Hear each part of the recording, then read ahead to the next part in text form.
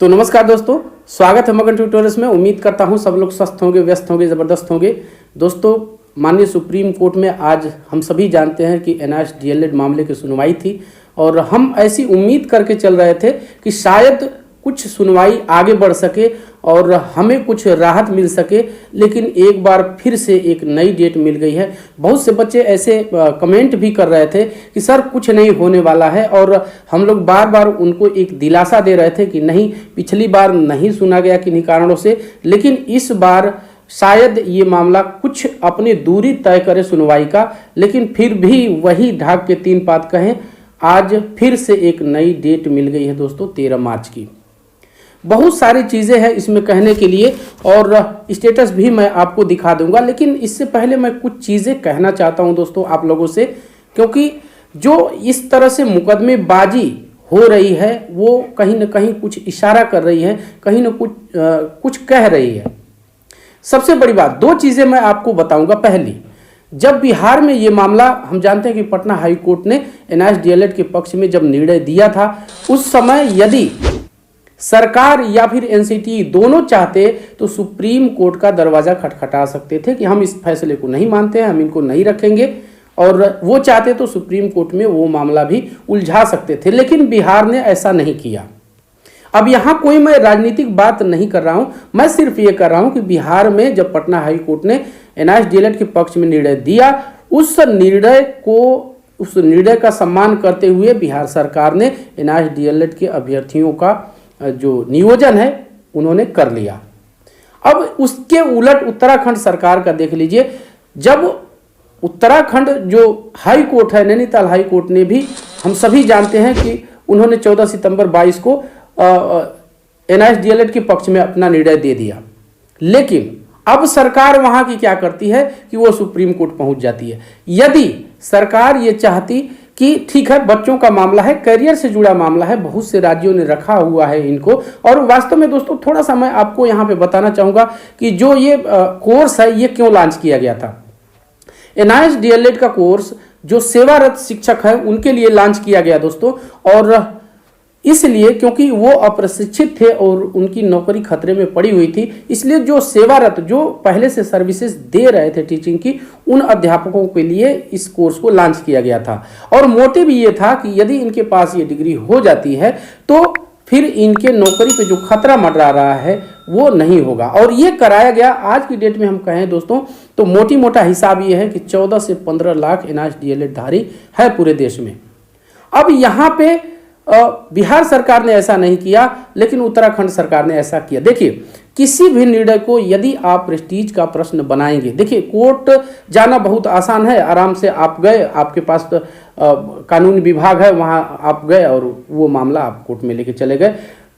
जाहिर सी बात है कि न्यायालय कोई छोटा या बड़ा नहीं होना चाहिए, इस तरह का भाव नहीं होना चाहिए। जब एक राज्य स्तर की न्यायालय ने इनके पक्ष में फैसला दे दिया, विद्वान जजेस की खंडपीठ ने यह फैसला दे दिया, तो फिर आपके सुप्रीम कोर्ट में इस मामले को उलझाने का क्या मतलब है। सरकार का काम क्या होता है दोस्तों? सरकार का काम है कि वो जनता की सेवा करे। तो अभ्यर्थी यदि अपने फैसले के खिलाफ हाई कोर्ट, सुप्रीम कोर्ट जाते हैं तो एक बात समझ में आती है कि उनके आगे जीविका का प्रश्न है। लेकिन आप सोच के देखिए कि जब नैनीताल हाई कोर्ट ने फैसला एनआईएस डीएलएड के पक्ष में दे दिया, तो वहां की सरकार को फिर से सुप्रीम कोर्ट में अपील दायर करने का क्या मोटिव है? चाहती, मैंने इसीलिए पहले कहा कि बिहार सरकार ने अपना चाहती तो वो सुप्रीम कोर्ट में जाके इस मामले को और लंबा खींच सकती थी, लेकिन उसने पटना हाई कोर्ट के निर्णय को सम्मान करते हुए, उसका सम्मान करते हुए अपने यहाँ नियुक्तियां कर डाली। तो इससे भी उत्तराखंड कि जो सरकार है उसने नहीं सोचा और ये मामला सुप्रीम कोर्ट अब आ चुका है। लेकिन यहाँ पे कुछ हो क्यों नहीं पा रहा है, मैं सीधे स्टेटस पे आपको लेके चलता हूँ दोस्तों। क्या कुछ है इस केस में, हमें समझने की ज़रूरत है। देखिए, यहाँ पे सारी चीज़ें मैंने यहाँ पे मेंशन कर रखी है और आप देख सकते हैं यहाँ पे कि फिर से एक नई डेट इसमें मिल गई है। थोड़ा सा इसको स्क्रॉल अप करना चाहूँगा। हाँ, अब यहाँ पे एक नई डेट फिर से मिल गई है दोस्तों, 13/3/2023। हालांकि फाइनल नहीं है, चेंज हो सकती है।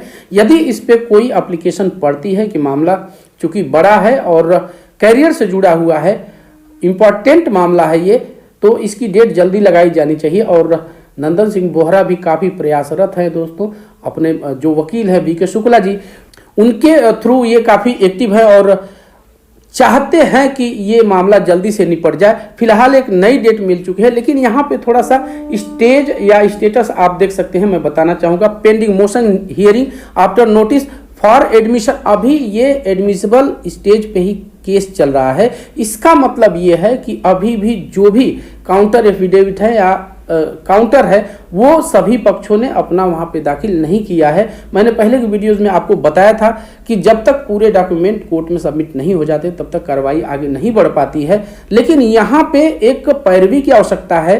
हो सकता है कि नंदन सिंह बोहरा जी के पास कोई आर्थिक इकोनॉमिक कोई कारण हो जिससे वो वकीलों को उतार न पा रहे हो। सारी चीज़ें हो सकती हैं, क्योंकि जो सरकार है उनके पास तो वकील पहले से अपॉइंटेड हैं, तो वो अपना एएसजी है, एजी है, तो ये तमाम देख सकते हैं। लेकिन अभी जो व्यक्तिगत रूप से या यूं कहें कि संगठन के माध्यम से पैरवी की जाती है सुप्रीम कोर्ट या फिर हाई कोर्ट के अंदर, तो तमाम सारे इश्यूज होते हैं। इस बारे में संपर्क करने की भी कोशिश की गई, संपर्क किसी कारणवश नहीं हो पाया दोस्तों।